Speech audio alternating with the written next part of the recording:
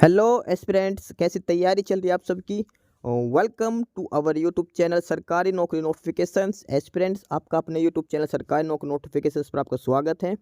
और एस्पिरेंट्स, आज की एक इम्पोर्टेंट अपडेट है और वो अपडेट क्या है, इस चीज़ को जानने के लिए आप वीडियो के एंड तक बने रहिए। ठीक है, जो भी एस्पिरेंट्स वीडियो पर नए हैं, चैनल पर नए हैं, तो चैनल सरकारी नौकरी नोटिफिकेशंस को सब्सक्राइब करके जरूर चलें। वीडियो अच्छी लगे तो वीडियो को लाइक करना, शेयर करना। अगर कुछ इश्यू हो, कुछ पूछना हो वीडियो के सब्जेक्ट वे के बारे में, कंटेंट के बारे में, तो आप कमेंट बॉक्स में कमेंट जरूर करना। ठीक है, तो एक बार फिर से, अगर सब चैनल सब्सक्राइब नहीं किया तो चैनल सब्सक्राइब करते हो। चलिए शुरुआत करते हैं। एस्पिरेंट्स एनएलसी इंडिया लिमिटेड, और इन्होंने नया रिक्रूटमेंट नोटिस दिया है। ठीक है, एनएलसी जो कोल माइन की है, एक नवरत्न कंपनीज में आती है ये। और ये पीएससी नवरत्ना पीएसई है। NLC India limited in Navratna PSC sector is looking for engagement of personal on fix term employment basis for period of 3 years for its coal mines in Orissa. ठीक है, एनएलसी के द्वारा रिक्रूटमेंट नोटिस दिया गया है। अलग अलग पोस्ट हैं, अलग अलग कैटेगरी की हैं। तो डिटेल में इस रिक्रूटमेंट नोटिस को पढ़ लेते हैं कि क्या क्या वैकेंसीज है, कैसे कैसे में सिलेक्शन प्रोसीजर है, क्या एज लिमिट है, कितनी सैलरी दी जाएगी, क्या एजुकेशन क्वालिफिकेशंस मांग रखी है। ठीक है, तो इस ऑफिशियल नोटिस में वन बाय वन करके एक बार सारी डिटेल्स हम पढ़ लेते हैं। ठीक है, सबसे पहले जो पोस्ट है इसके अंदर वो है इंडस्ट्रियल वर्कर ड्राफ्ट्समैन की। Industrial worker draughtsman FT grade है, F2W में।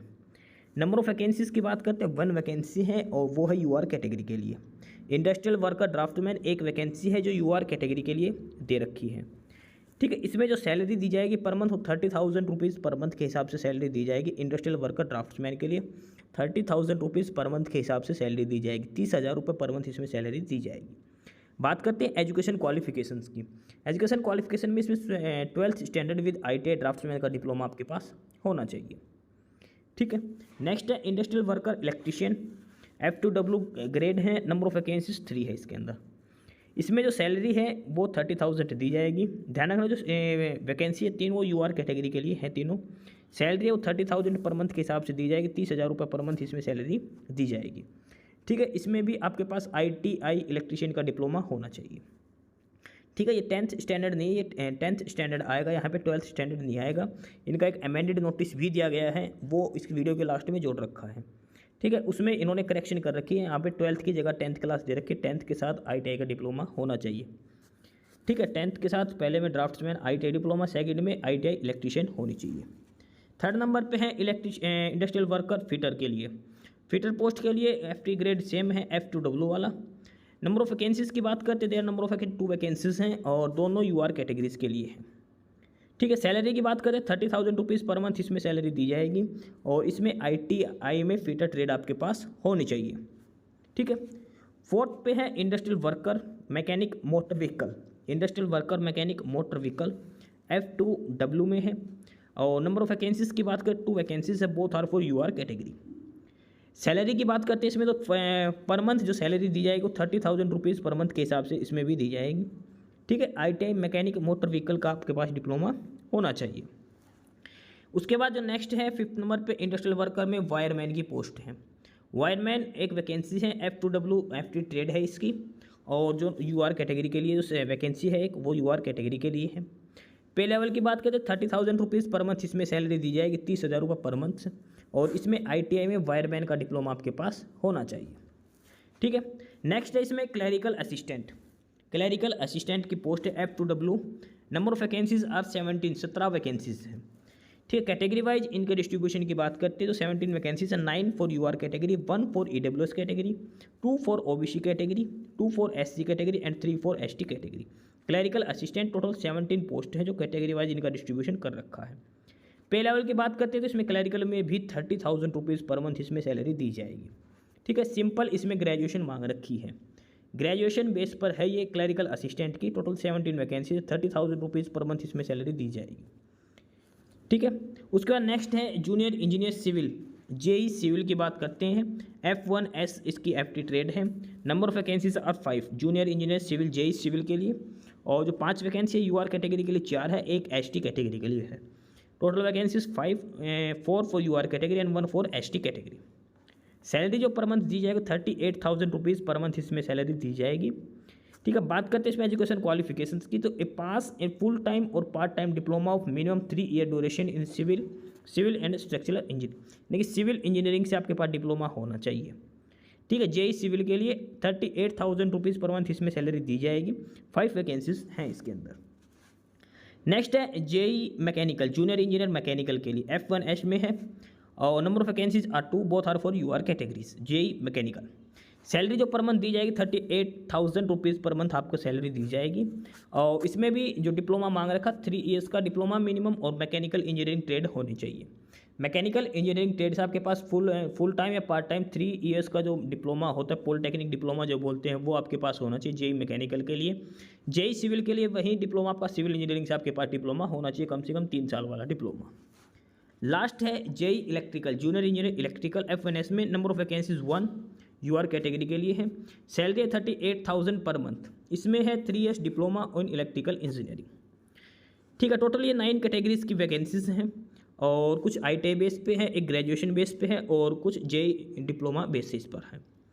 ठीक है, मिनिमम जो सैलरी है वो 30,000 से स्टार्ट है, 38,000 तक की अलग अलग पोस्ट के हिसाब से आपको सैलरी दी जा रही है। ठीक है, अलग अलग वैकेंसीज हैं, अलग अलग क्वालिफिकेशन इसमें मांग रखी है, हर पोस्ट के लिए अलग अलग डिटेल इन्होंने दे रखी है।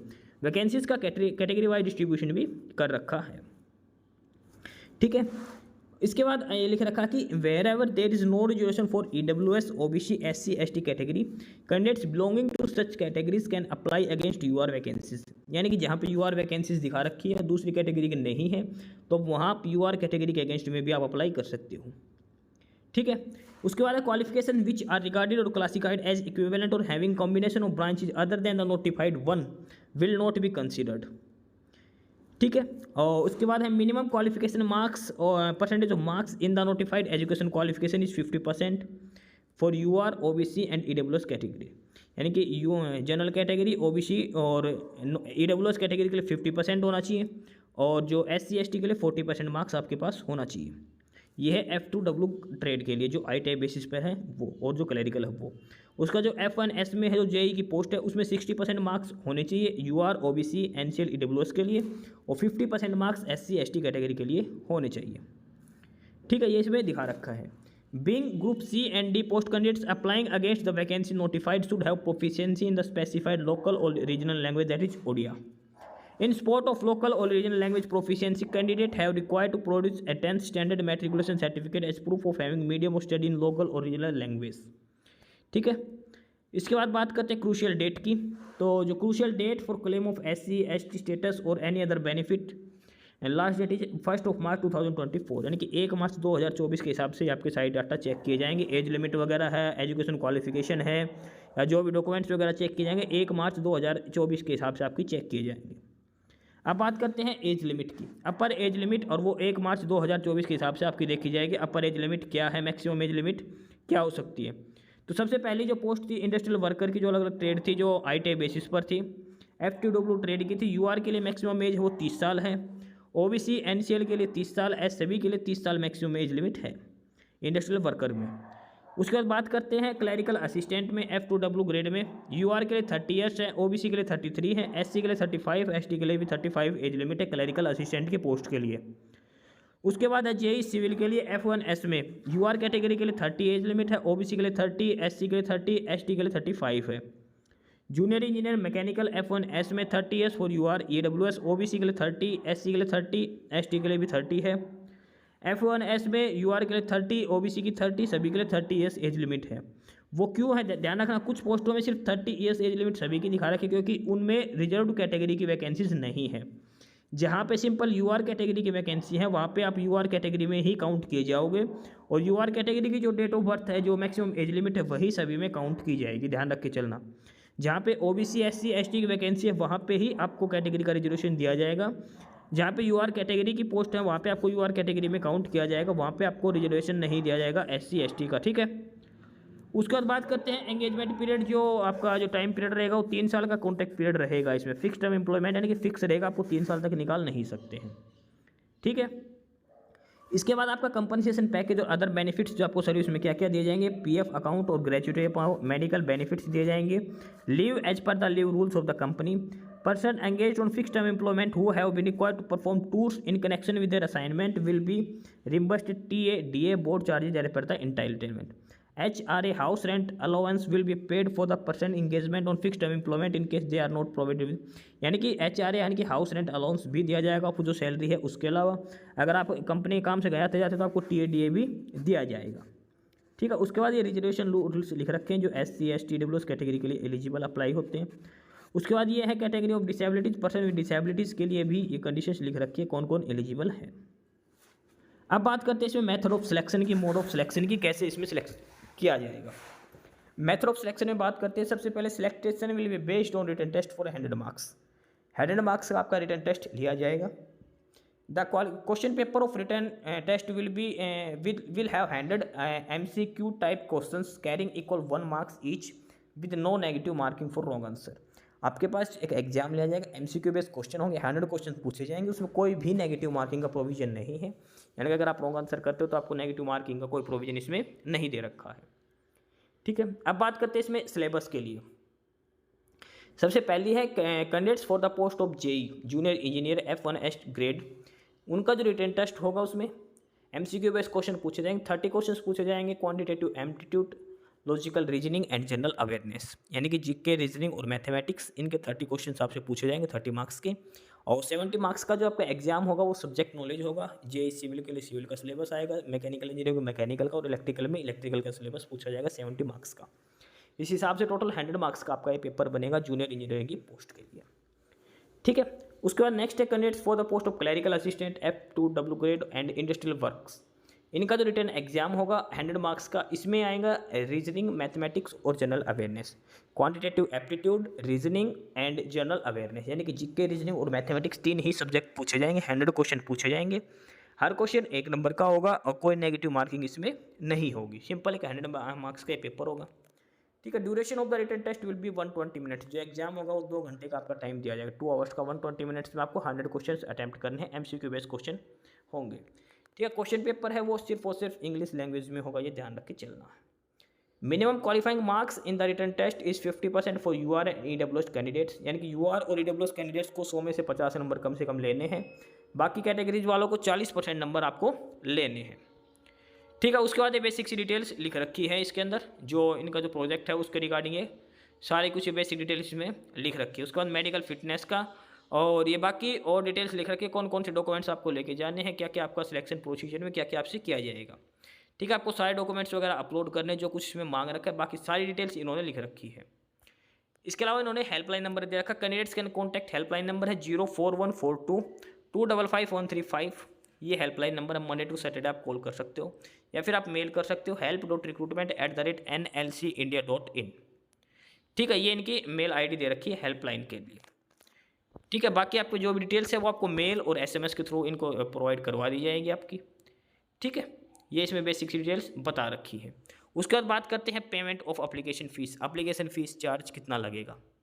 तो F1S की जो पोस्टें हैं, जो JEE की पोस्ट हैं, उसमें UR कैटेगरी, EWS कैटेगरी और OBC non creamy layer, total 595 rupees आपको फ़ीस देनी पड़ेगी। 300 एप्लीकेशन फ़ीस है, प्रोसेसिंग फ़ीस 295 है। उसके बाद SC ST और person with disabilities ex serviceman F1S grade में, यानी कि एप्लीकेशन फ़ीस 0 है, सिर्फ 295 रुपीज़ प्रोसेसिंग फ़ीस इनको देनी पड़ेगी। उसके अलावा F2W ग्रेड में उसमें UR EWS OBC non creamy layer candidates को 250 रुपीज़ एप्लीकेशन फ़ीस, 236 रुपये प्रोसेसिंग फ़ीस, टोटल 486 रुपीज़ आपको देने पड़ेंगे UR EWS और OBC non creamy layer candidates को। उसके अलावा SC ST person with disabilities ex serviceman को उनकी एप्लीकेशन फ़ीस एग्जेम्प्टेड है, टोटल आपको 236 रुपीज़ आपको फ़ीस पे करनी पड़ेगी। ठीक है, ये उन्होंने एप्लीकेशन फ़ीस दिखा रखी कितने की एप्लीकेशन फ़ीस लगेगी। इसके अलावा आपको जो भी डॉक्यूमेंट्स अटैच करने हैं, जो आपको स्कैन करके और अपलोड करने हैं, एक आपकी रिसेंट पासपोर्ट साइज़ फ़ोटो होनी चाहिए, गुड क्वालिटी आपके सिग्नेचर होने चाहिए, डेट ऑफ बर्थ का प्रूफ यानी कि 10th क्लास के सर्टिफिकेट लगेगी, आधार कार्ड लगेगा, 10th की मार्कशीट लगेगी, 12th के लगेंगे। उसके अलावा आपके पास डिप्लोमा डिग्री जो भी है वो सेमेस्टर वाइज उन सभी की एक PDF बना के आपको अपलोड करनी पड़ेगी। उसके बाद कैटेगरी वाइज आपको सर्टिफिकेट लगानी पड़ेगी और बाकी जो भी डॉक्यूमेंट्स हैं वो सारे आपको लगाने पड़ेंगे।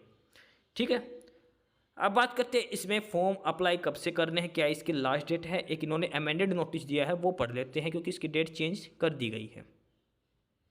एस्पिरेंट्स जो ये एनएलसी का जो नोटिस है इसमें ये चेंजेस किए गए हैं। जो मेन नोटिस है जो वीडियो को स्टार्ट में बता रखा वहाँ पे सभी में 12th क्लास दिखा रखी है, जो चेंज करके अब 10th क्लास मांग रखी है इन्होंने। ठीक है, यानी कि सिंपल आईटीआई का डिप्लोमा होना चाहिए, 10th या 12th कुछ भी हो आप अप्लाई कर सकते हो। अगर आपके पास 10th है साथ में आईटीआई का डिप्लोमा तो भी एलिजिबल हो, 12th है फिर आईटीआई का डिप्लोमा तो भी आप एलिजिबल हो। ठीक है, ये सारे ऑप्शन इन्होंने दे रखे हैं, ये इन्होंने चेंजेस किए। जहाँ जहाँ पे आईटीआई का डिप्लोमा वो 10th क्लास के साथ आईटीआई का डिप्लोमा है जो इन्होंने चेंज किया है। अब बात करते हैं एप्लीकेशन की परफॉर्मा की, जो डेट कब से है। तो जो ऑनलाइन अप्लाई करने की जो लास्ट डेट है वो 4 जून है। ऑनलाइन एप्लीकेशन अभी स्टार्ट हो रखे हैं, 4 जून इसकी लास्ट डेट है। 4 जून 2024 फॉर्म अप्लाई करने की लास्ट डेट है। उसके अलावा जो एप्लीकेशन फ़ीस की जो है वो 5 जून दे रखी है।